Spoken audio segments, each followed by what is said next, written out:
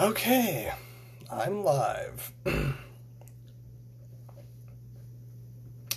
Just gonna wait for a minute or two to let people hop on. Forget me maybe. Oh, hey Shay. How are you? Oh, hearts, waves, yes, think. I wave back.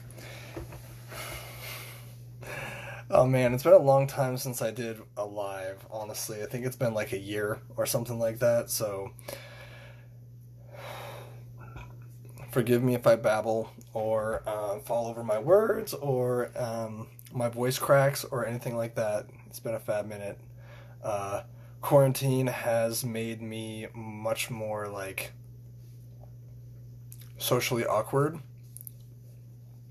But yeah, just waiting for a few more people to hop on the live. It just turned 9 o'clock, so I'm gonna give it a minute or two.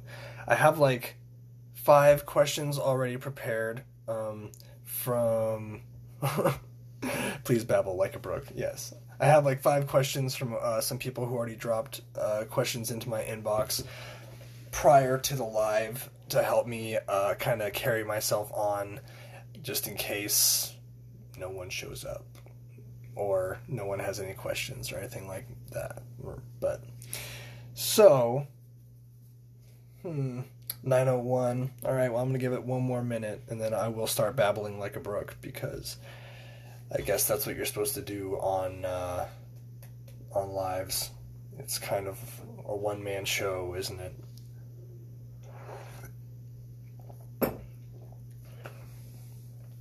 Still 9:01. I feel bad for the people watching this in post after I've saved it, because you're going to be just sitting here watching me fidget for like 2 minutes. But hi people who are watching this afterward. Hi people who are here now. Hi Ashley. How are you doing? I wave. All right, so it's 9:02. So the first question is actually from Ashley, Sweet Kicks Lover 15. Hi Lisa. Thank you for joining the live. I very much appreciate you and everyone else who's in here right now. Bless you all. Hello. Hey girl, hey. So the first question was from Ashley, and she asked, how do you come by inspiration? Do you wait until it finds you, or do you sit down and write a piece? Caroline. Hey Caroline. I love you. I love you so much. Hi. So yeah, the question is, how do you come by inspiration? So I guess personally, my answer is different from what it would be for other people. I can't remember which writer said that there are cat writers and there are ox writers. But anyway, an ox writer is someone who like gets up, goes to his or her or their desk, and sits and writes down whatever comes to mind, but they put something down on paper. They work at it every day like an ox. Like they're just very persistent and consistent, whereas cat writers kind of lay around, do whatever, almost do anything but the work that they really want to do, and it's on their minds, and then they kind of wait for the right moment to strike to write. And I would honestly give, maybe not everything in the world, but I would give a lot to be able to be a cat or an ox writer and just like work every single day on it without fail, and be super consistent and have like this great big body of work that I can point to. But I'm very much a cat writer. So personally, the way that I come by inspiration is the way that I think any good poet or artist comes by inspiration, which is just trying to like cultivate a sense of wonder about the world and being able to look at it through like the eyes of a child, in the sense of always asking questions, always finding something new to appreciate about the world and finding connections in it in a way that adults aren't so much prone to do. I think that Picasso said something like, an artist is the child who survived. So it's very much that type of thing with me for inspiration, where I just wonder is what I really want to like cultivate. And it's funny because Lawrence Ferlinghetti, who died today, he died at like 101 years old. He was like one of the last of the Beat Generation writers. He talked about cultivating a sense of wonder. And so I guess that's what I try and do. And yeah, I think that's what I would say about coming by inspiration. And I think the more that one looks at the world with new eyes or gives devotional attention to the world, they will derive some sort of inspiration from it and be able to put it into whatever work that they want to do. And Ashley also asked, how does one go about getting published in a poetry magazine? So, I will give you the boilerplate response first, which is, so, poet writes a poem, poet thinks it's pretty good, poet edits it, and makes it as good as it can possibly be. They feel like they're ready to submit. So, basically, there's two main kind of services right now online for submitting your work to magazines. One of them is called Duotrope, and one of them is called Submittable. And Submittable and Duotrope are basically just hubs, like where all these other magazines, all the magazines come to like post a call for submissions. And so you can literally go to Duotrope or Submittable and scan lists and lists and lists of magazines that are looking for work, like right now. And you can toggle through like search criteria. Like if you don't want to pay any money to submit, just put like no fee, and you will just like find a long list of different magazines, and you like click on them and then see what they're about. And you can go to their website, because almost every poetry magazine or writing magazine has content online that they post for free for people to read. So you can either subscribe to their magazine or read the free content and then see if anything that's in there kind of reminds you of your piece or one of your pieces that you already have. And then basically you click submit, and it usually asks you for the title of your piece, and then your basically like a cover letter where you basically say, hi, this is my name, I'm submitting these pieces for your consideration, I've been published here, here, and here before, and if you haven't been published, just say that I'm an undiscovered writer. They usually like to hear that because they like being the people to find like the next fresh voice. So don't look at not having been published before as like a bad thing. It's actually works in your favor in a lot of different ways, because there's a lot of contests out there from the magazines do for undiscovered writers, or emerging writers as they call them.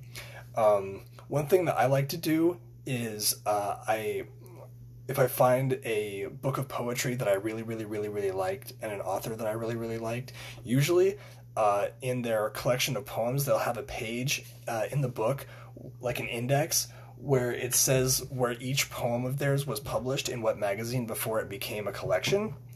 And so if you want to find good magazines to submit to, it's a really good practice to go and find magazines where your favorite people were published, and then in your cover letter, you can tell that magazine, yo, I found this person's poem in your magazine and I absolutely loved it. And so I wanted to submit to you guys because I feel like I believe in what you're doing, and I feel like my work is a lot like this person's work, or has the same type of feel, and they will appreciate that because it shows that you've taken thought to kind of submit to their magazine, instead of just saying, oh, this magazine, you don't have to pay to submit, and their submission deadline is tomorrow, so I might as well submit because it doesn't cost me anything.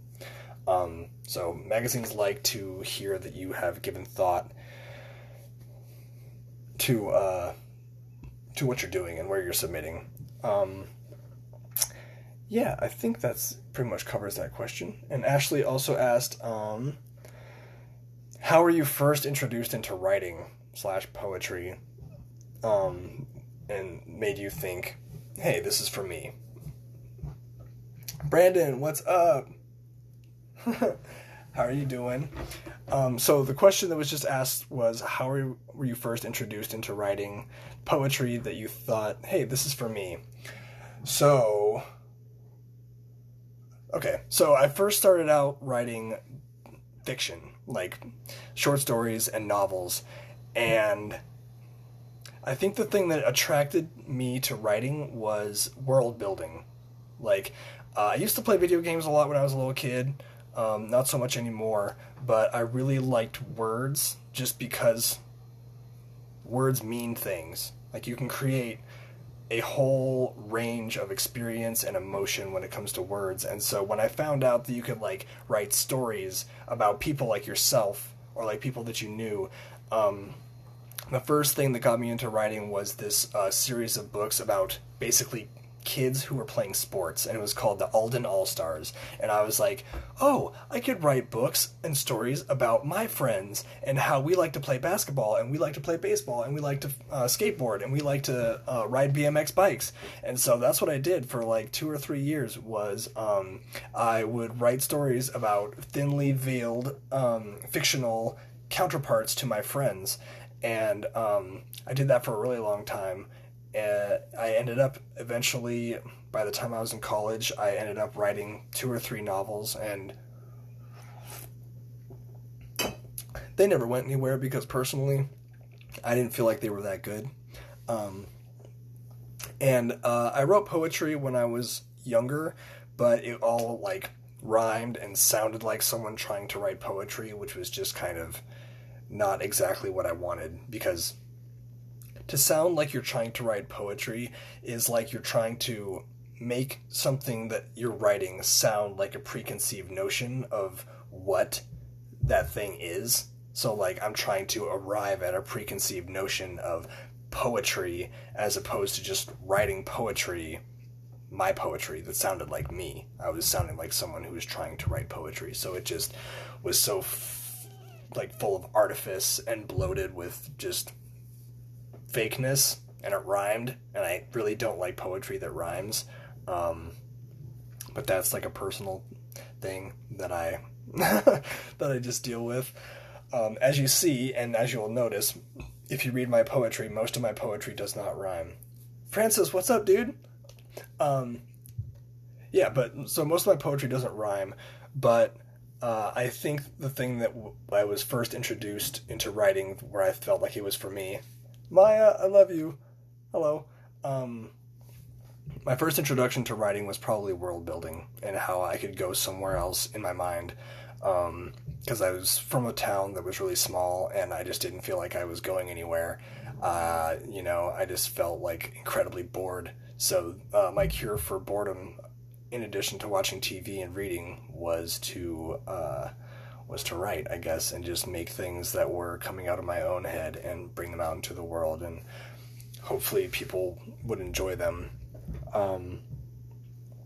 And so that kind of also addresses the question that my friend Lisa asked me before the live, when she said, what initially inspired you to start writing? So I will say world building.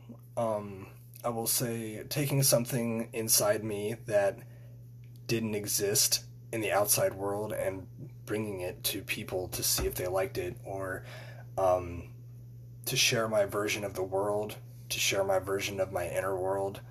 And also the fact that words have power. I'm not really interested in power as a concept, by and large. Like, I'm not necessarily an ambitious person or, very controlling, but I do respect the magic that exists in words and the way that we can use them in order to affect people, hopefully in a positive way. And, I mean, that's the way I try to use words, to be able to create a spell in a way, I guess. Not to sound too hokey or anything, but there's definitely power in strings of words and doing it the right way. And you can tell when someone does something the right way and does it well. And I think that's something that has always kind of inspired me when I was writing or speaking was I do have ambition in the way that I want to be seen as like one of the best. I do want to be like in the pantheon of people who are thought of when you think of poetry. Like you think Whitman, you think Robert Frost, you think Emily Dickinson. I do want to be someone like that. So in a way I do have ambition, but I guess I just want to affect people on like a greater scale. So I think we're at like 15 minutes. I think lives are only like an hour long, so I'm just going to make sure that I get to everybody's questions. When did you write your first poem, and would you be willing to share? So, oh, thank you, Caroline. I really appreciate that, honestly. It's been a while since I did a live, so I love you, and you're welcome. Hope this has some sort of value to all the people watching it.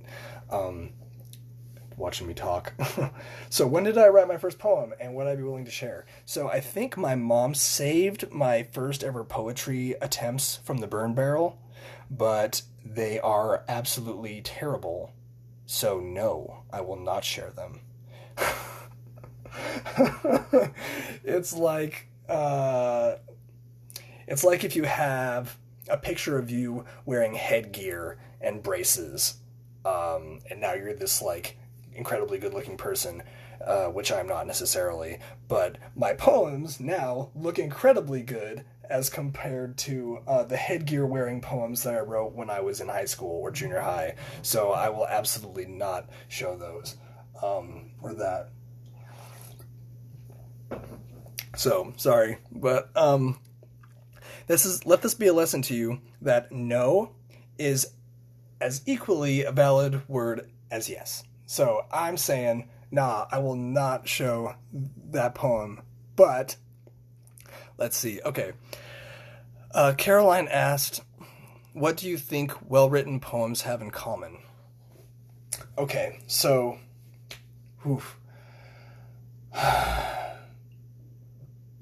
okay, so first I would say that a well-written poem, or well-written poems are honest. They share something that comes from the person who is writing it that is a little bit dangerous for them to admit or for them to speak about.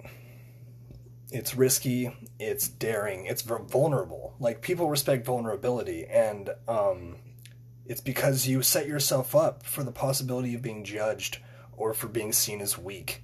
So, and I think, I can't remember who said it, but someone once said that poetry is like a diary with the lock broken off. So you kind of have to be in that vulnerable space to make a good poem. I also think well-written poems have imagery in common, like really good images, and I'm trying to think of one, like an example for like a well-written poem image. Like, every single image from a Rumi poem is beautiful. Well, there's this poet called Kaveh Akbar, and his whole poem is basically everything looks like orchids. So orchids are sprouting through the floorboards. The tailpipe of the car is blossoming with orchids instead of like exhaust fumes, and everything in the poem, every image becomes an orchid instead of what it would be expected to be. So great imagery, and I think also subverting expectations is something that is inherent in really good poetry.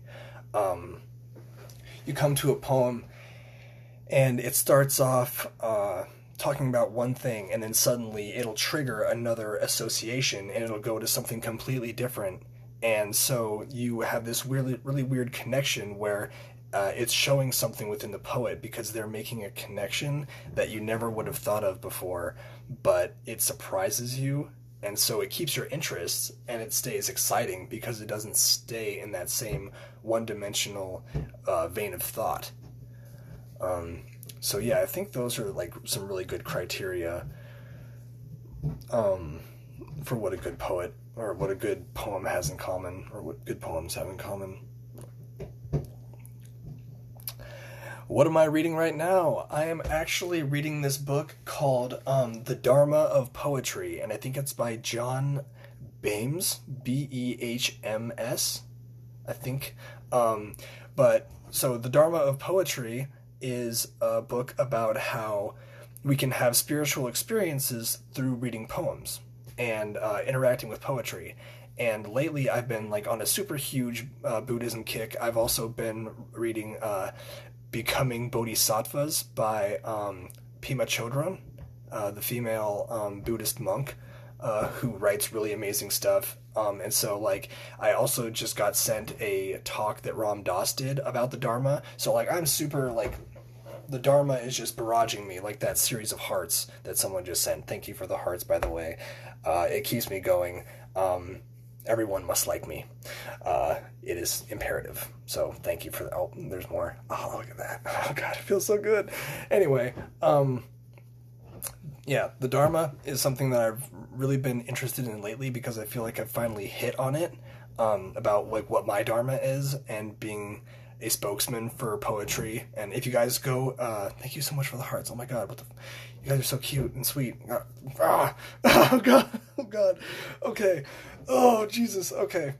Wasn't expecting that many. All right, cool. So, Kaveh Akbar is a poet who is like a really huge, awesome, spokesperson for poetry, and he's from Iran, and he writes just some of the most amazing poetry ever. Please go check him out. Kaveh, Kaveh, Akbar, Akbar. I want to do what he does in how he just is a constant fountain of good stuff having to do with poetry.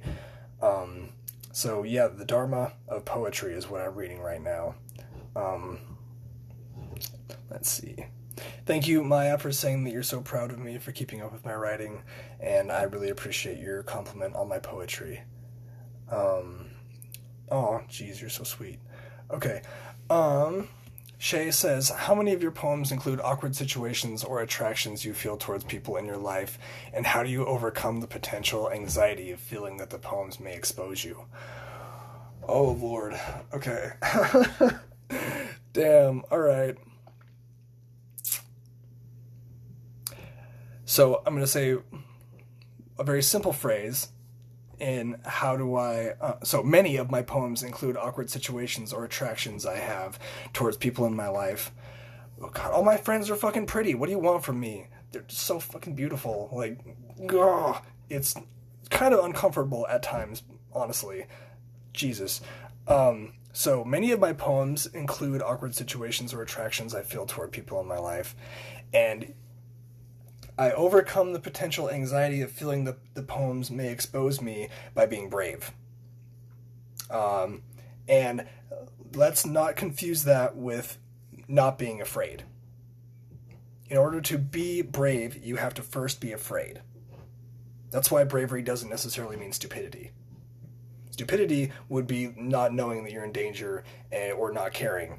But in order to be brave, you have to be scared and feel anxious about these feelings that might arise and being honest about how you feel. And so that's the first thing I would say, is being brave and just accepting your feelings, which is kind of a job requirement for a poet, so I guess I'm doing okay. Another way that I overcome the potential anxiety of feeling that the poems may expose me is by not dating them anymore. For a while there, I used to put like date stamps on my poems, and sometimes people had questions, like people who I was dating or whatever. They were just like, is this poem about me? And I'm just like, yes. So I'm also a human, and sometimes the bravery is not enough. But I like putting date stamps on my poems, so I think I'm just going to have to not be a little bitch about it and just kind of be more brave from here on out. But hopefully things like this will help me be more brave and accept my feelings and also accept my stance on them, because damn it, like if I do date someone, like all my friends are hot, like they're all going to be like beautiful people, and I will write poems about like my feelings about them sometimes, and like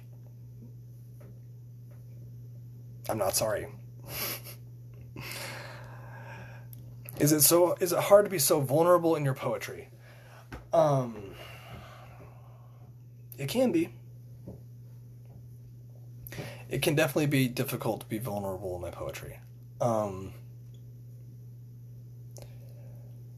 Most of the time when something comes along, like a feeling or a line that I just kind of, it'll come up off the cuff. Like, it'll literally just be from an association I make that has nothing embarrassing about it, and then suddenly it'll zip to, like, I don't know, the time I peed my pants in 3rd grade outside the school because they wouldn't let me in during recess to go to the bathroom. Or something like that. True story. And so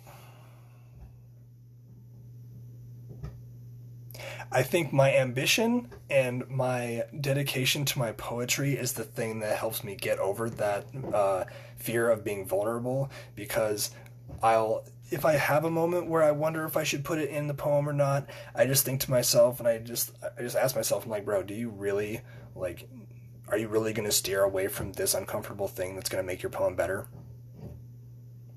Like, are you really going to do that? And I'd say almost every single time I say to myself, no, I'm not going to do that. I'm going to fucking, go head on towards this thing and, let the chips fall where they may. And our fears are always, greater than... Our fears are always greater than, the reality. We always are our worst critic, and we also jump to the worst conclusion. And honestly, I would love for anyone at all in the entire world to remember one thing I said that was kind of embarrassing about myself forever. Because, that's what we're here for. So if my vulnerability about, I don't know, the fact that I have, been unfaithful in relationships in the past, if that's gonna, help someone feel okay or feel unalone, and then also let them remember that I wrote that, I guess I'm just a martyr, because I will definitely take that sacrifice. I'll fall on that sword and try and do better as a person. It's true, there's power and magic in words. Yes, there is. Which poet is your biggest inspiration, or which book has inspired you the most? Okay, I don't know if you're still there, Maya, because I've had to scroll back up to find the questions, but I hope you're still watching this. Which poet is my biggest inspiration? Okay, so I will say a few different poets, and I'll tell you why. About halfway done? Nice. So the big thing that I wanted was to be more spiritual in my poetry. I wanted to have a spiritual aspect. And after taking truckloads of LSD for 3 or 4 years, I felt like I had developed enough experiences to, kind of feed into this thing that I was trying to do.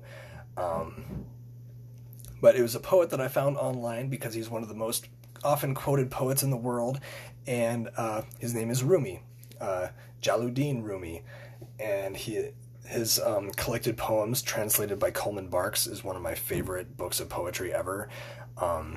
His poem, I Have 5 Things to Say, is one of my absolute favorite poems in the history of the entire world. He's a genius. Just the way that he weaves in and out of talking to the reader and talking to himself and talking to God, and being able to wrap it all together, wrap it all up. And sometimes it doesn't make sense because you have to read it over, or sometimes it doesn't make sense because you haven't had that actual experience that he's had, but you know that he feels it, and his voice is so convincing, and his voice is so alive, his voice is so intimate. It's intimate, it's vulnerable, and most of the time it's like he's saying prayers and talking to God, and that is something that I wanted to learn how to get to the heart of, and I'm still learning, honestly. I don't think I've even cracked the surface of what Rumi is and how he can help my poetry. My next biggest inspiration, Frank O'Hara. Gay poet from the 1950s and 60s living in New York. This dude was a savage. He wrote about having sex with guys when that was still like obscene. And so he's a brave dude, and he also has very conversational poems. And one thing I did not want with my poetry was to make people like feel like I was stuck up or snooty. I didn't want it to sound like the dry poetry that comes to mind when you think of poetry. I wanted poetry to be more exciting, and I wanted it to sound like me. And my first book, Flowers Leaning Toward the Sun, definitely has that conversational aspect in it, and I feel like I learned a lot of that from Frank O'Hara. If there are people joining and leaving, I'm sorry, I can't see the people who are joining right now because I scrolled up to read the questions, but hello, I love you so much. But yeah, Frank O'Hara, his poem Mayakovsky is one of my favorite poems of all time, talking about childhood memories and like bleeding from your forehead and wanting your father to come back and kiss you and make everything okay, and then fast forwarding to thinking about your art and how are you anything but a poet, or are you even a poet? Like, you call yourself an artist, and then like thoughts about suicide. Like, and it's all wrapped up in one poem, and it's so beautiful, and he is so brave and so smart, and the way that he uses words in ways that they aren't normally used to create an effect is just amazing. Please go check out Frank O'Hara. The poem is called Mayakovsky, Mayakovsky. His book Lunch Poems is amazing. And then a few more poets just off the top of my head. Thank you for the hearts. I appreciate you very much. I love you. I'll just reel off a few more poets and then go into the next question, and then, yeah, because I'm not sure how many questions are down there now. Anyway, Jack Kerouac, because I've loved his stuff ever since I was like 15. He was one of the first people who made me want to be a writer. Jack Kerouac, the whole Beat Generation, wow, Allen Ginsberg, Burroughs, Ken Kesey, Jack Gilbert, Mary Oliver, Anne Sexton, let's see, who else? Jamaica Kincaid, Walt Whitman, of course, Kadhi Akbar. Let's see. Yeah, sorry, Lisa. I just couldn't. We love headgear and braces. I couldn't bring myself to. Also, I don't know where the poems are, but let's be honest, I probably wouldn't have showed them anyway. So, LOL, loaded question. Hi, Serenity. Hello. I hope you're still here. Fam DOS. Okay, so I don't know. Loaded question. I don't know what the loaded question was. I hope I'm being entertaining while I'm trying to figure my way through this frickin' thing. Dharma, an Indian religion, the eternal and inherent nature of reality. Yes. Cosmic law underlying right behavior and social order. Yes, exactly. Rye start a podcast. Okay, well, shit. I'm trying to start a podcast, honestly. Do you ever talk about sexual situations that either did or did not go your way, and how? Okay, ooh, that's a juicy one. Thank you for that question, Shay. I hope you're still watching this. I mean, even if you're not, you can go back and watch it if you want, and I will tell you that I answered your question. But I have a feeling like you're still here. I feel the presence. Yes. I do talk about sexual situations that either did or did not go your way, and how. So, I got a story for you. Okay, so let's say a sexual situation that did not go my way, and I did talk about it, and I think it's in my first book, but basically, the girl that I was dating at the time, we were both really high on LSD, and I don't know if you've ever had sex on LSD, but like when you do, the root chakras like merge, rod support A and a slot B, and like, I mean, if it's a heterosexual man-woman type situation, you know. And so when your root chakras connect, so do your crown chakras. And so we were like reading each other's minds. at the time, and there was a moment where I told her telepathically, like we were talking the whole time, but then there was a moment where I spoke up and told her telepathically that I would, if I were to like come inside her, I would like raise the baby and like be its dad, and like I was totally invested in it. And I've never seen anyone move as fast as she did when she felt like my orgasm building. And so she like hopped off me, and like I came all over myself, and it sounds hilarious, but I started crying. Like it felt like my child had died in that moment where she was like, nope, and I was like, and I write all about that in the poem. And that sexual situation did not go my way, but I am inherently grateful for her for jumping off of my dick, because I can't be a dad. Like, that's just a terrible idea. I would feel bad for that child. So yeah, I do write about sexual situations. I also have a poem called There's No Hearts. I feel like you're all either crying or laughing too hard to react, but I feel really awkward now. So let's just keep going, shall we? I posted a poem the other day, talking, oh, thanks for the hearts. Pity hearts, I love them anyway. I wrote a poem called Enter the Void, and it's about having sex while on ketamine. I think I wrote a poem, or I posted a poem the other day about snow falling into my eggs, and then later in the poem I have sex. So, yeah. I definitely write about sexual situations. I think that they're actually some of the most fun things to write about, because it's just, I mean, who doesn't like the taboo, number one? Number two, that's where your words can go all fucking crazy and topsy-turvy and, like, not make sense, because, like, who has ever made sense when they were, like, trying to talk while having sex? So, like, you're just able to, like, let your just creativity go fucking nuts and just like fling paint at the walls, like Jackson Pollock, and you know, it's just kind of like no holds barred. So I do definitely enjoy writing about sex. If they're too worried about whether the poem is about them, they aren't appreciating the poem for its art. Yes, amen to that. Mystery is enchanting, amen to that. Ken Kesey said, the answer is not important. What's important is the mystery. And I think that's another thing that I love about poetry, is that there are no real answers. Like, the poet can give us answers if he wants, or she wants, or they want. But that answer is not final, because the final arbiter of a piece of work, of a poem, is the person reading it. So if this word means a different thing or connotes a different thing to the reader than it connotes to the poet, the message is going to be changed to suit the reader. So a poem is not fully complete until a reader reads it, in my opinion, and reacts to it. But, like, I think that's just my idea of having a happy medium where I'm able to collaborate in a way, but I don't really like collaborating with other artists. Sorry. It's just difficult for me.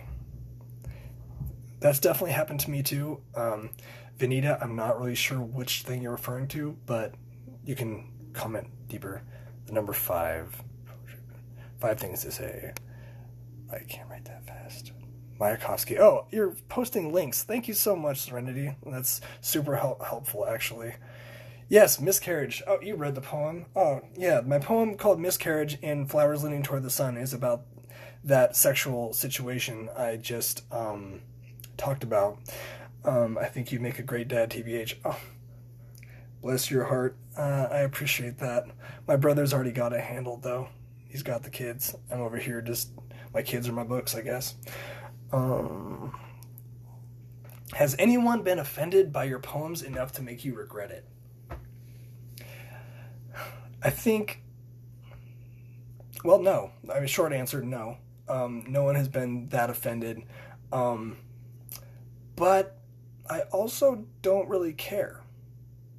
Like, I will listen to someone's opinion about my poem, but if it hurt them personally, I will care, and I will listen to what they have to say. But if they just feel offended by my poem because I say like dick, balls, cock, shit, cunt, pussy, whatever, like that's their fault. Like that's their reaction to something that was just made up. Like, there's some deeper issues with yourself if you have that negative of a reaction. Maybe I'm just being an asshole now, but I am kind of an asshole, so no one has been offended by my poems enough to make me regret it. One time I did write a poem about an abortion that the person I was seeing had, and that was about the closest thing I ever had. And we had broken up by that point. And I didn't use the name, obviously, because that would be a fucking asshole move. Like, more asshole than I am. So I used the poem, didn't use her name, but I did talk about the situation. The poem is a letter to the unborn, never to be zygote or fetus or baby. Pick your word, whichever one you like. But in the poem, I write a letter to the baby and apologize, but also talk about how I'm not the person that they want to be their dad. And that poem is some shit. I don't think I put that in Flowers Leaning Toward the Sun, but it's on my Instagram if you want to go find it. The picture is the picture of the ultrasound.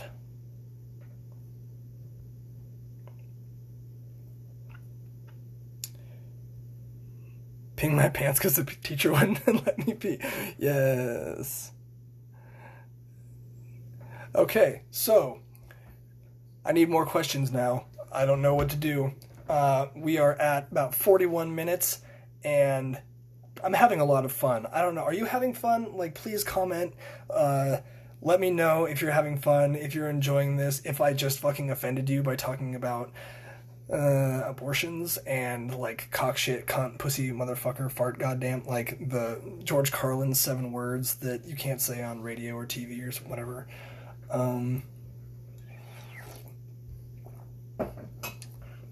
Okay, good. You're having fun? Okay, awesome. That makes me so happy.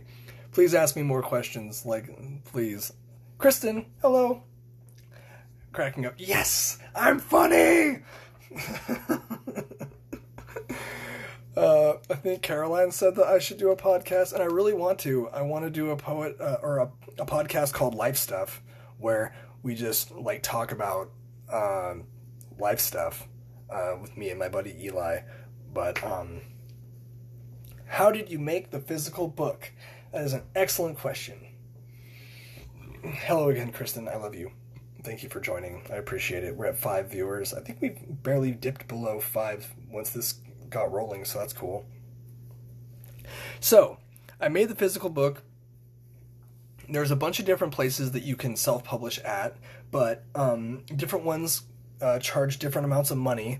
There's BookBaby. There's a few others that I can't remember off the top of my head right now, but I ended up going to Amazon because they don't charge you money to actually publish your book and to make it available on their site.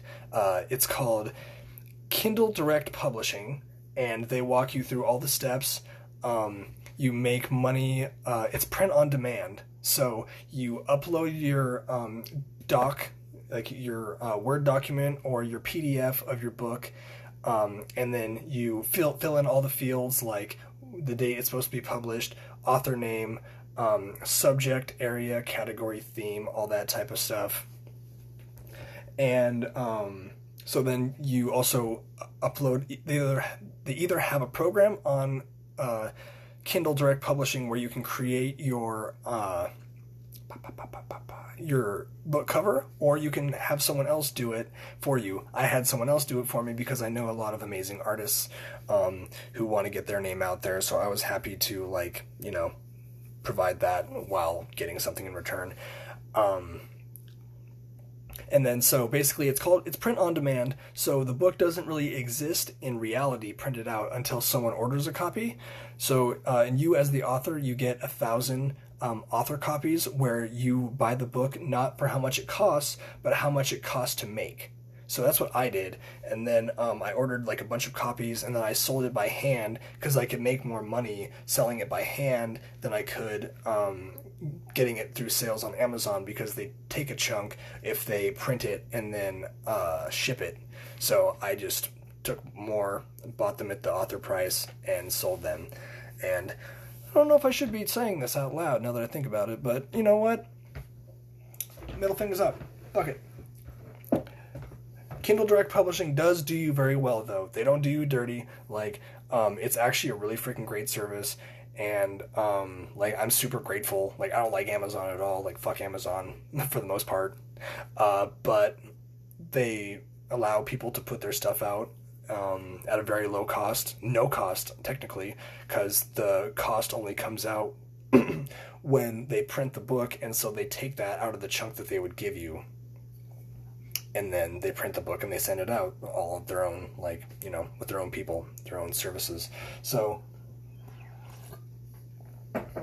could be worse, right? Let's see.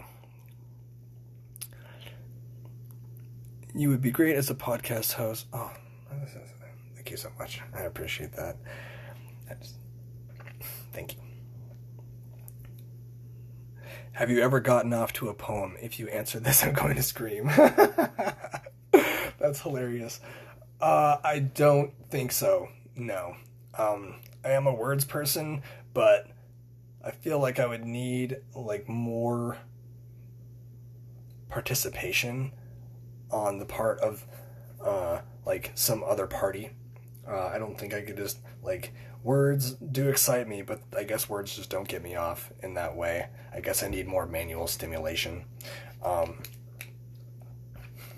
hearts roll in. Manual stimulation.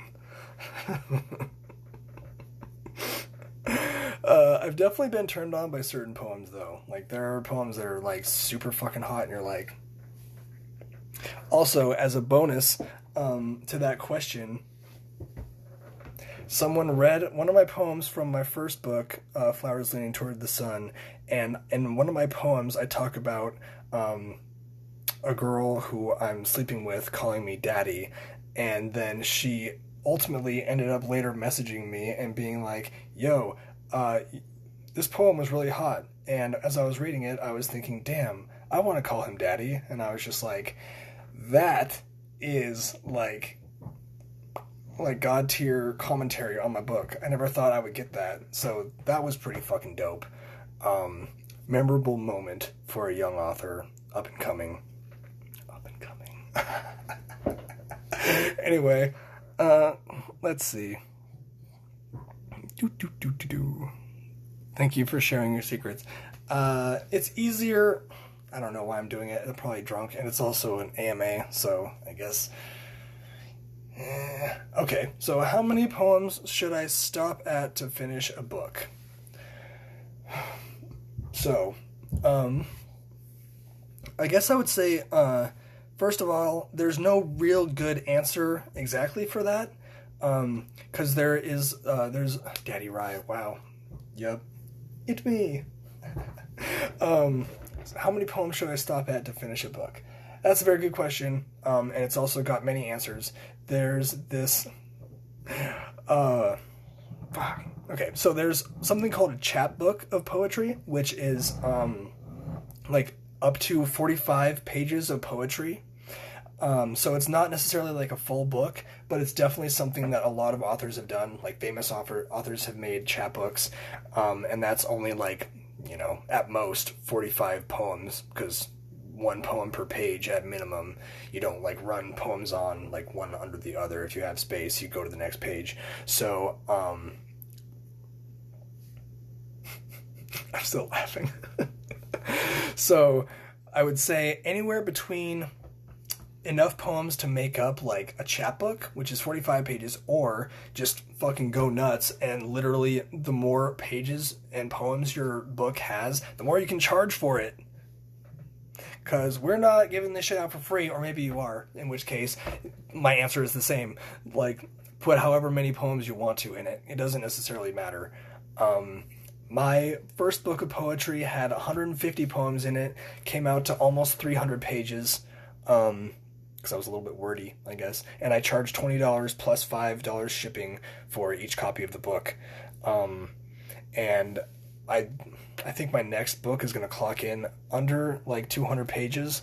But yeah, honestly, the answer to that question is very like gray area. It doesn't necessarily matter that much. I think more importantly is you find a group of poems that fit a theme, fit an idea, and it should like match up with your title, probably, maybe in a certain way. Like these are all like prescriptive kind of things that I'm saying right now. Nothing that I'm saying is like written in stone. You know, you could fucking name your book Red Fish, Blue Fish because titles cannot be copyrighted. So you could name your fucking book Red Fish, Blue Fish and then like have a poem about like grisly murders that happened in the past like 30 years. So anyway, I think I'm getting away from the point. But the point is, you can put however many poems you want in. Just make sure they're ones you believe in and ones that make you feel something so they'll make someone else feel something. And if they fall under the umbrella of a certain category or idea or feeling, so much the better. Nostrovia. Wow. I only have 9 minutes left. I hope that it just keeps letting me go. Should I hop on another live, or should I not? Just be like, just give it up, because this is a lot of fun. Honestly, reading your poems is probably the safest form of pregnant anyone could get.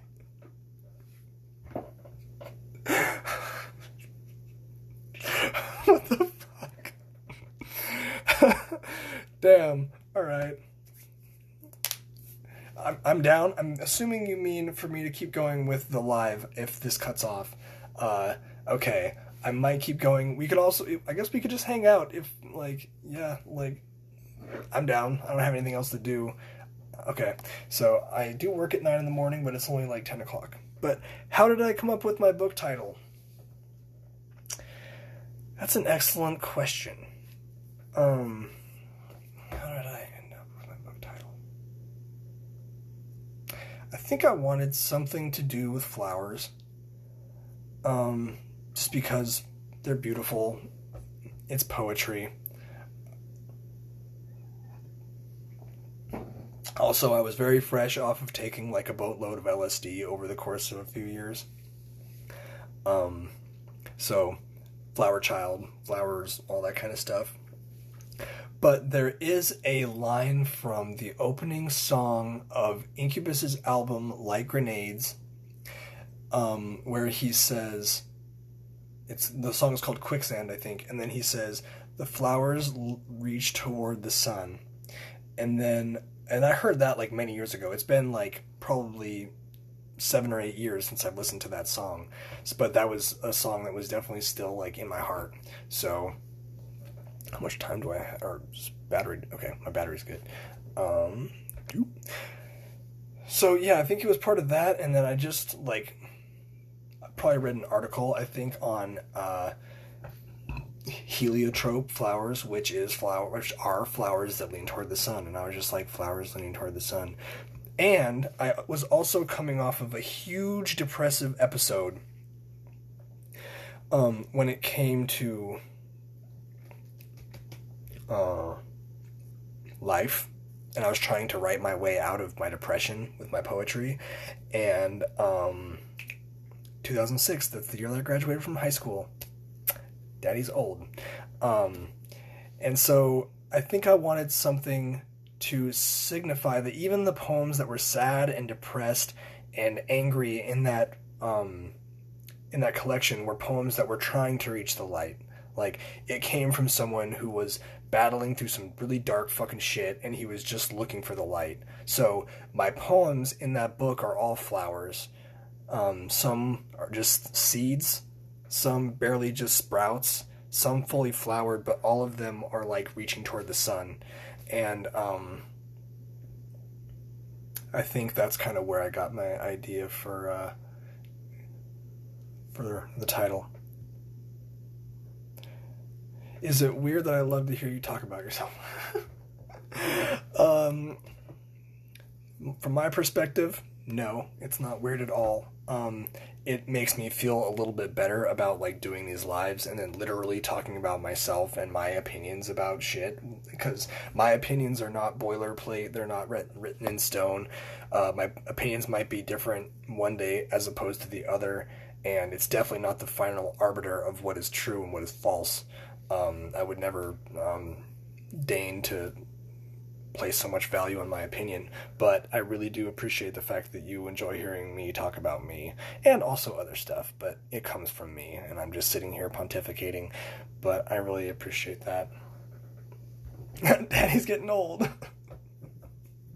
I miss you too. I'll be back soon. So, and yes, I miss all of your hugs as well.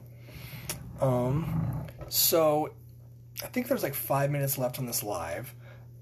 But if not, if I'm wrong, let's just keep going, and then I guess I'll just get back on live.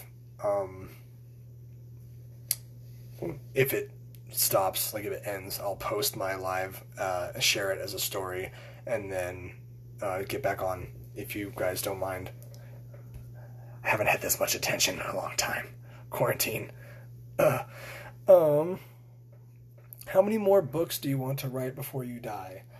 I cannot answer that question because it's as many as possible. I'll say that. That's a good enough answer, I think, because some of my favorite poets went like 15 years between releasing books of poetry. Jack Gilbert is one of my favorite poets, and it's like an average of 15 years between all of his books of poetry. Like each one, when it came out, he would like release a book of poetry and he would win all the prizes for it, and then he would just disappear. Like very rarely ever gave interviews or anything like that. He just went back to the drawing board, and I admire that. But yeah, I don't know. I think at some point I want to chronicling my adventures of doing boatloads of LSD with my friends.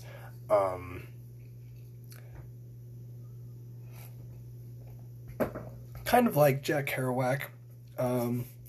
Just like a series of books about my adventures. I did go back and try and write some more fiction a couple years ago, and it was actually pretty good. Like, I was surprised at how much working on being a poet actually helped me write fiction. I wasn't aware that was going to happen, but I was very pleasantly surprised. You could say.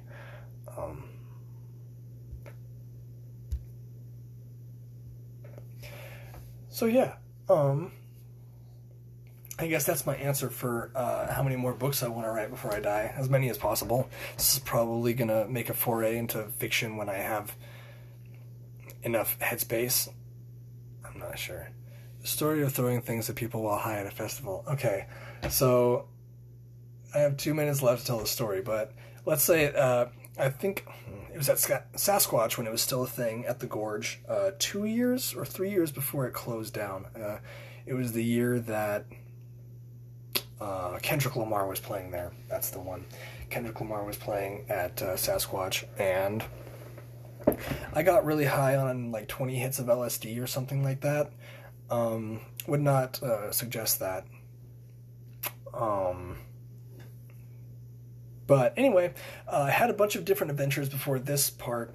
But yeah, anyway, I got to this point where this person was like yelling at me for no good reason, and so like I bent down and grabbed like a handful of gravel and like threw it at the person, and then I like ran away, and then shortly thereafter I tried to do a backflip, got halfway done with it and landed on my head, and they took me away in a hospital because they thought I had a concussion. So yeah, that was a really fun story, very truncated because I have like one more minute on this live, I think. Hey Carly, just so you know, I'm going to be getting back on to live if this live ends in like a minute, which I think it's going to do. But until then, I'll just keep answering questions. It's really good to see you. I hope you're doing well, and we will get breakfast when I get back to the Seattle area within the next couple weeks, and I will buy, like I said I would. If you have any questions about writing poetry or about me, I guess at this point, please let me know, and I will do my best to answer the questions. We have so I guess this is like the moment of truth, because in 25 seconds it's gonna probably kick me off. If not, we'll just keep on trucking. So everyone, hold your breath for like 15 seconds or something, and we'll see what happens. 10, 9, 8, 7, 6, 5, 4, 3, 2, 1. All right, I'm pretty sure I started it like right at 9 o'clock, so we're just going to keep on going. So yeah, if you have any questions, please shout them out. Thank you so much to everyone who stayed around for an hour and who's like willing to listen to me talk for even longer. Like, suspense. Yeah. I really appreciate you guys. That's pretty much all I can really say.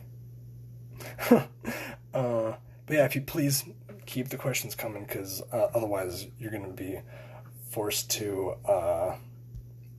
hear me ramble on. Oh, all the hearts. Thank you for the hearts. I appreciate that.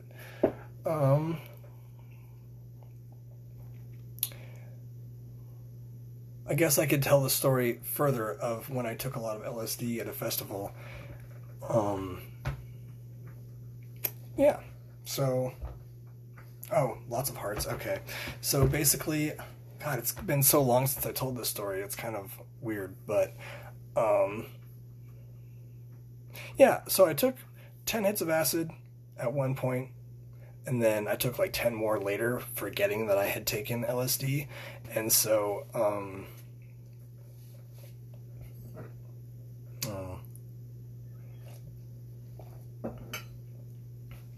oh crap, there were more questions. God, I'm so dumb. Okay, sorry. Ahaha. I started writing when I was 11 years old. It was because of a book series I read called The Alden All-Stars, and it was just about these kids who were playing sports with each other. And I wanted to write about my friends and I playing sports. My first poem was definitely about someone who I thought I was in love with at the time. Totally stupid decision. Did not work out, and the poems I have refused to show on this live because I think it's a terrible idea, and they're terrible poems, and I don't know where they are. I tried to burn them, but I'm pretty sure my mom stole them from me and has them sequestered somewhere. So if you want those poems, you might have to hit on my mom, but she doesn't really get on Facebook, so IDK. Is there something you've learned recently related to you writing poetry?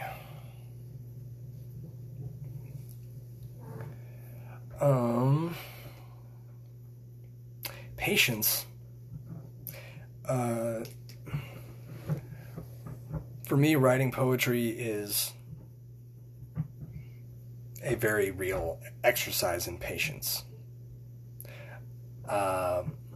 Sometimes you get frustrated when the poems aren't coming. Sometimes you get frustrated when the poems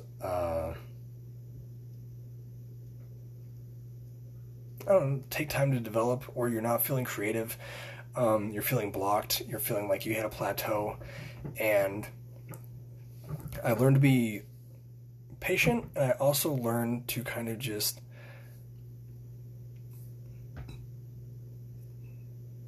dive into life as opposed to trying to write poetry. So instead of thinking about poetry nonstop, I think about the things around me.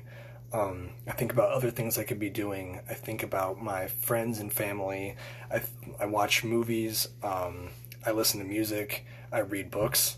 And it's taught me to just kind of have faith in the process and have faith in my ability to like recognize a poem when it comes along and to take the chance. And so, yeah, I think just being patient is a very large part of being an author and writing poetry. So, yeah, I took a lot of LSD, and then I think for some reason I just wanted to pretend like I needed help. I was being really fucking weird. It was like a Merry Prankster moment. If you don't know who they are, Serenity, if you can drop some knowledge in the comments, I would appreciate that. But I took some LSD and I pretended like I was blind and I wanted people to help me, but no one would help me. And so I was like pretending like I was blind, and I was like feeling around on the ground, and I can't remember if I was naked by this point or not. I feel like I was. And then I wandered into a campsite, and I like found some finger paints or like face paint. So I like did myself up with like face paint and shit. And ultimately, no one helped me.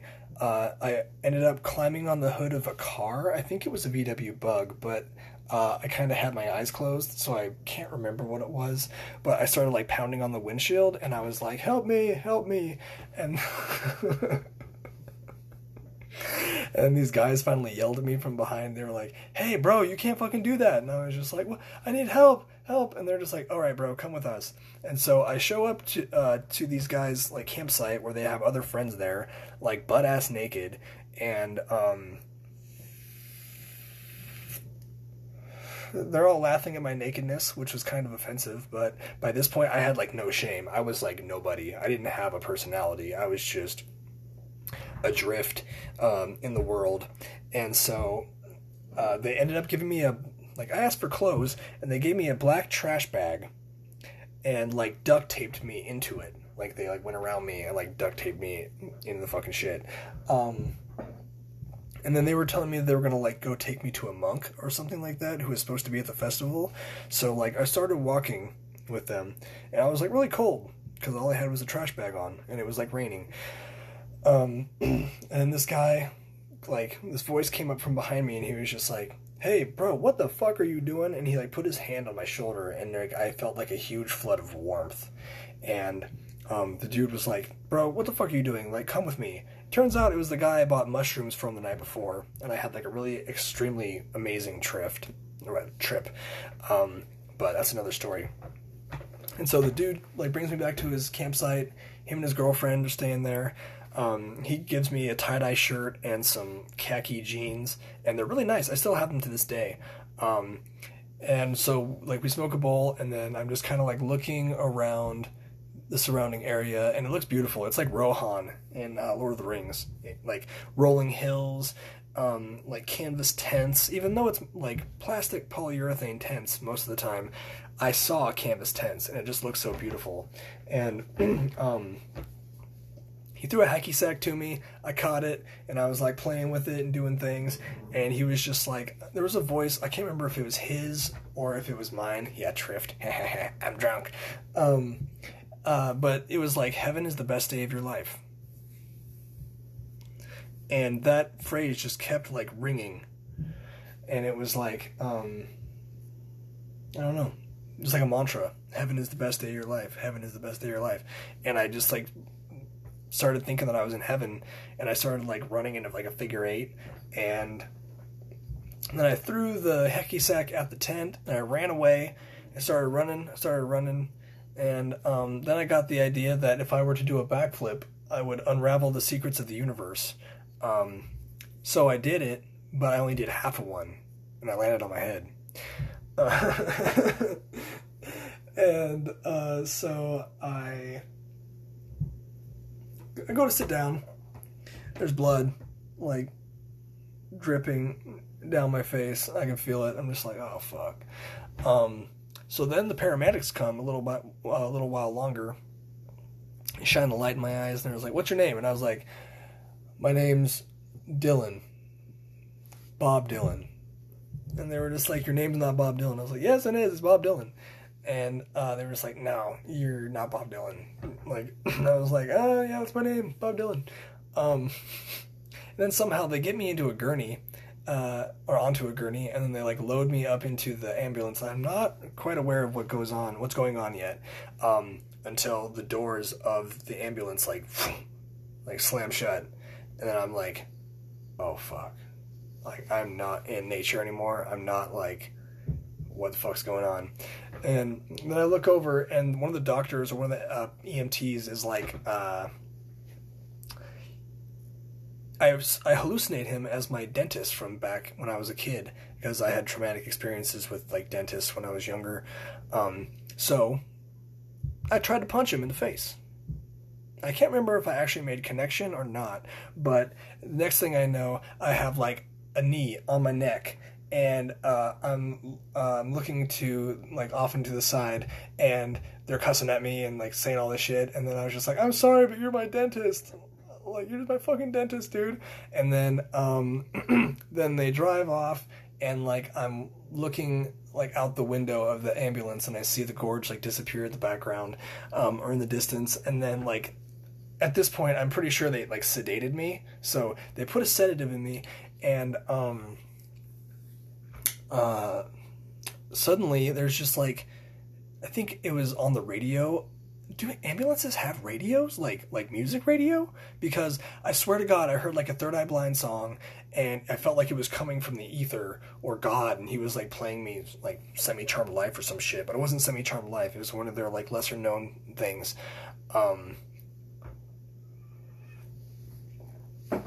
But anyway, I just heard a voice in my head.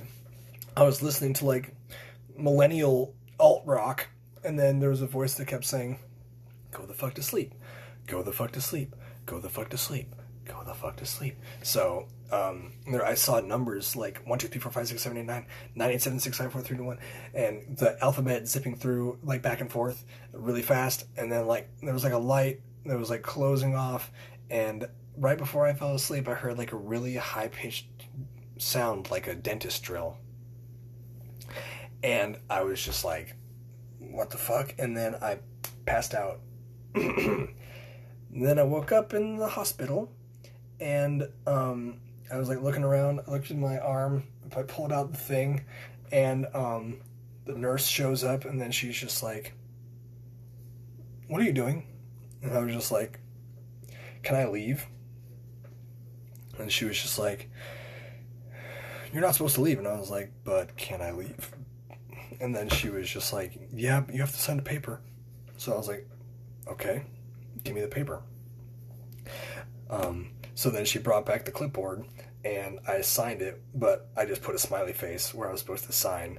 And then I got up and walked out of the hospital, and then there was a police officer standing right there, right opposite the door at the hospital, and he's got his arms crossed, and like I just like look at him, and he looks at me, and I'm like, and then he goes, and then I just like fucking walk away, and then I don't get like more than 20 paces away from the hospital before I hear a voice saying, "Hi, are you here for the shuttle back to the gorge?"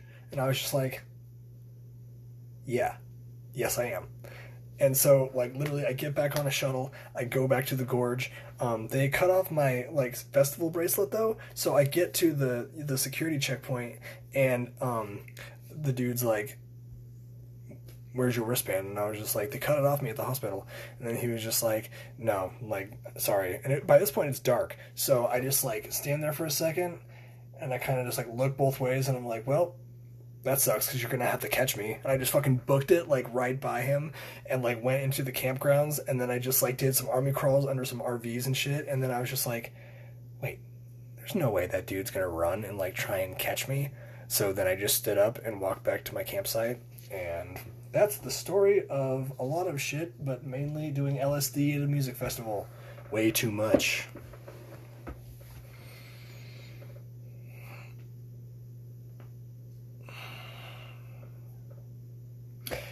This story is a lot better when it's told in an intimate sort of venue as opposed to like on a live, because I can't see your faces or your reactions, but I hope it was good.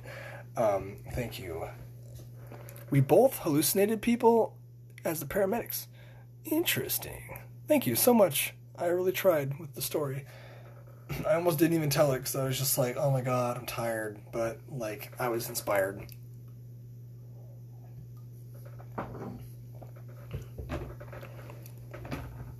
Thank you so much. I appreciate that. Yay, smiles. I'm great at telling stories. Thank you so much. I appreciate that. Thank you. I'm glad. I don't know. Are there any other questions or...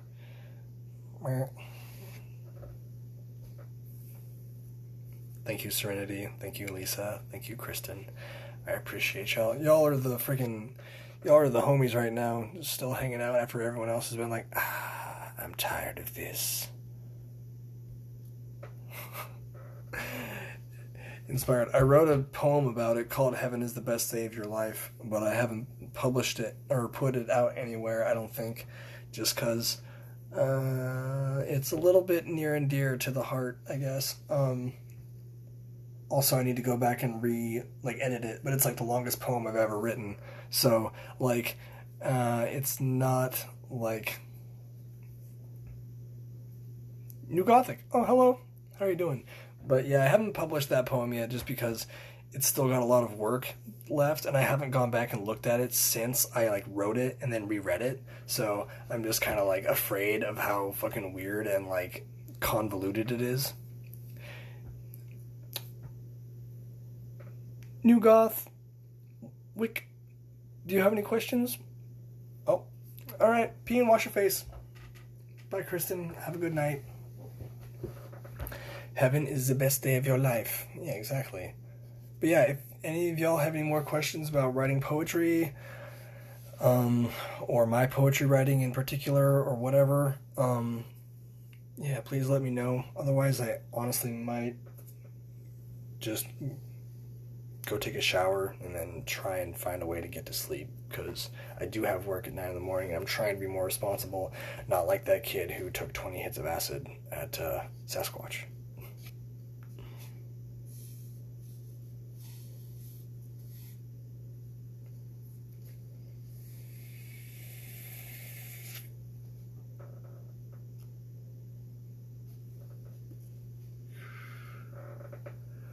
Are there poems you'll never share? How many poems have you destroyed? Ooh, that's fun.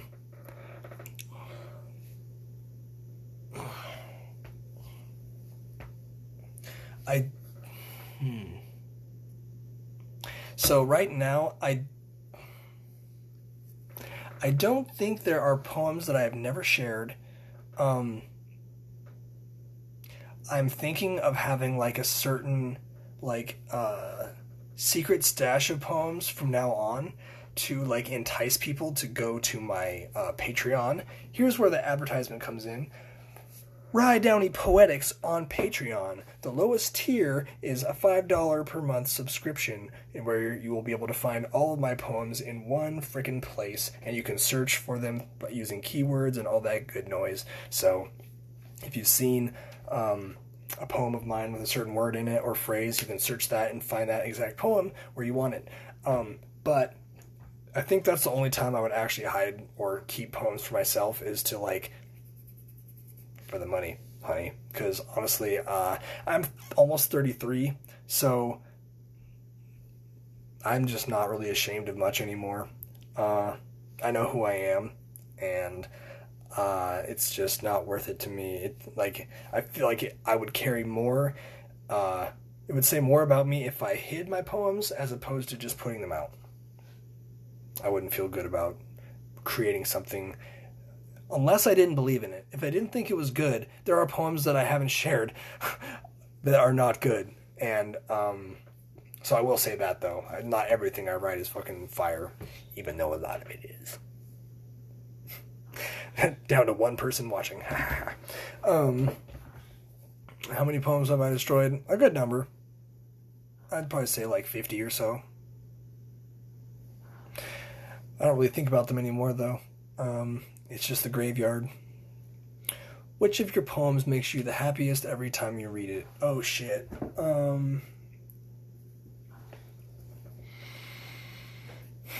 I think Peter Pan is the one that makes me the happiest every time I read it. It's so good. And it's not just good, so I always wanted to have the superpower of flight. And I'm talking like either Peter Pan or Superman like flight. You know? Peter Pan is difficult because you'd have to have a happy thought to power your flight. And that is difficult for yours truly. So maybe Peter Pan, but definitely Superman, because that dude just thinks it and he flies. That's what I want. But Peter Pan makes me really happy, the poem, just because, well, Serenity has seen me answer the other questions too, so got her going, so you were part of that too. But yeah, my poem, Peter Pan, is the one that makes me the happiest. Let's see.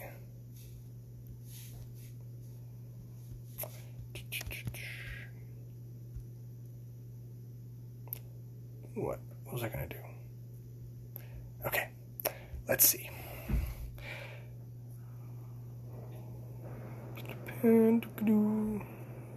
No, please don't be sorry. Please keep asking good questions, because you're pulling us along now.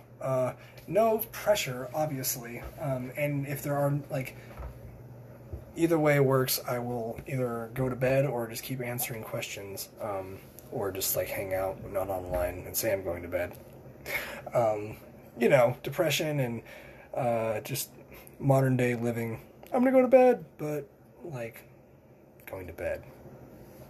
I appreciate your questions a lot, Serenity, like, for real. And everyone else, by the way. I couldn't have done this without y'all, and it makes me very gratified and grateful to be able to spend this much time with people listening to the shit that I say. Oh no, okay, Lisa, go help your friend. I hope you get home safe, and I hope everything's okay. I hope you get home safe. Love you. Thank you for tuning in for so long. It's much appreciated. Much love to you.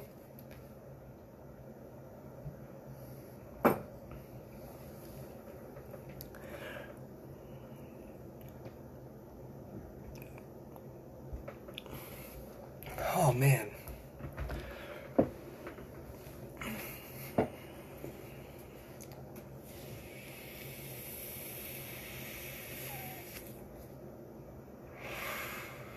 Damn. What a day. What a live.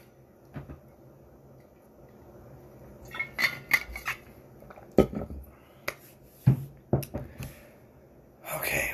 I think I'm going to make an executive decision and call it a night.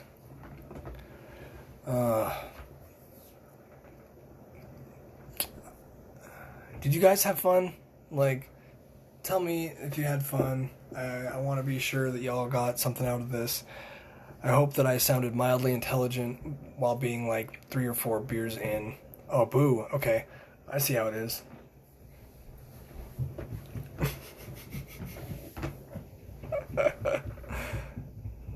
I can't leave. Okay, well, tell me why I can't leave, or ask me a question so that I don't want to leave, because, like, I'm definitely down to kick it. I'm definitely down to answer some questions, or I'm so much better when I answer questions. Like, if I were trying to give, like, a lecture right now, it would be awful, because, like, I just get distracted by my own, like, line of thinking.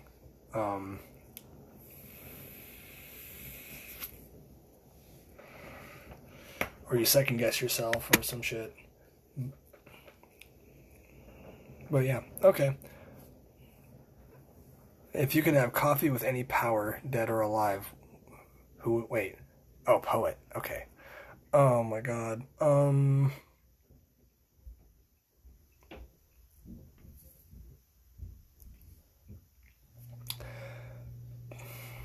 Probably Rumi.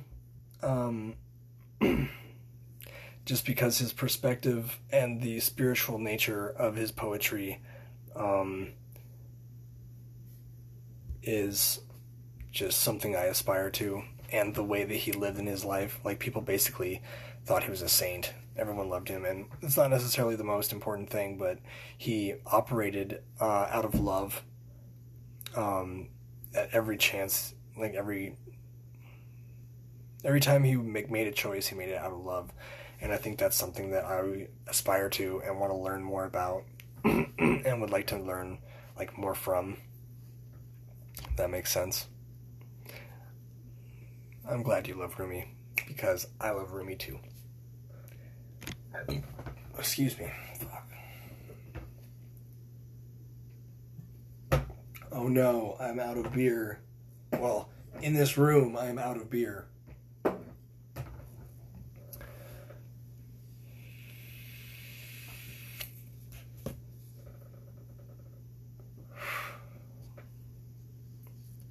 Tried reading Rumi in Farsi when you were studying the language. That's cool.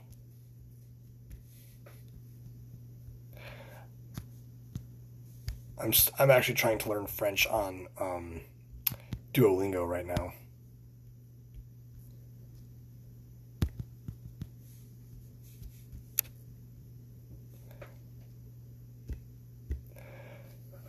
Shit's fucking, yeah, I imagine, jeez. I don't know how difficult the language is, but I imagine it's probably pretty difficult. Do they write like the Arabic kind of writing, or is it more like our writing?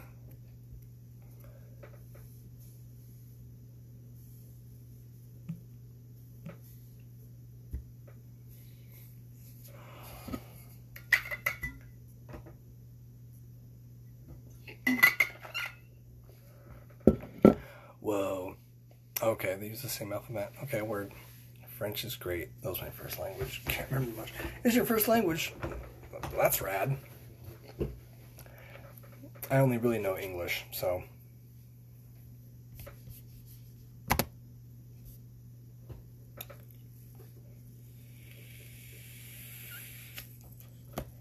You did a bit of French on Babbel?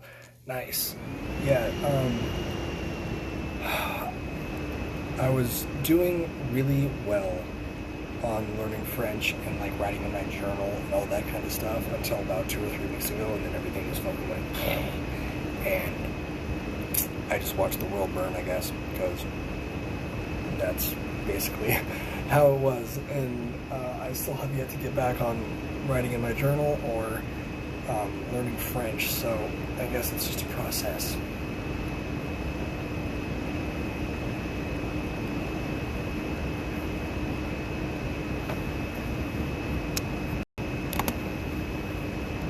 Right to left. That's interesting. Okay, honestly, I'm probably gonna get offline because I want another beer and I have to go pee. I don't want to leave before it's over. So, I love you all. Thank you so much for like being present and showing up and having questions, like really good questions too. Like they were really thought-provoking, and most of them were ones I hadn't heard before, and I hope that you got something out of this. So thank you so much. I love you guys so much. Go subscribe to my Patreon, downey Poetics, $5 a month. Some of you already have, and I love you very, very, very much for doing that. Thank you so much. I'm trying to be a fully supported artist by my fans, and I hope to keep bringing you guys really freaking excellent content. If you have any ideas for content or something that you would like to see for me, I would really appreciate any sort of ideas or tips or just different kinds of content you'd like me to see, because like I'm here to provide value for everyone else. Yeah, it would be great to like be self-sufficient and financially solvent off of my poetry, but my main goal is to encourage other people to express themselves. That's why I wanted this thing to be more like a question and answer session about writing poetry, not necessarily about me, but about writing poetry. So I try and take whatever personal questions most of the time that I get and apply them to actually writing poetry, because I want to encourage people to express themselves through the written word or whatever other medium that you might choose. But I am a spokesperson for poetry. I'm a spokesperson for the written word because I believe in its magic. I believe in its effect and power, in a good way, a good way for doing good things. And yeah, I just really appreciate you guys. Shut up, chair. I appreciate you guys very much. I hope you have a wonderful night. I love you so much.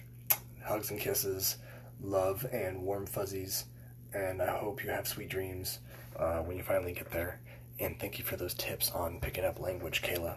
I appreciate you. Thank you, guys. Now, how do I stop this? Like that.